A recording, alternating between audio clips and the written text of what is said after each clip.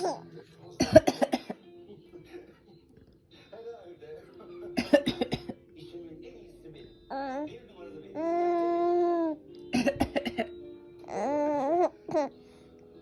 yalan söyleyeyim beni de.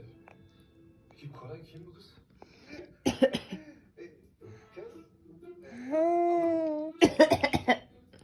Ne demek sormak?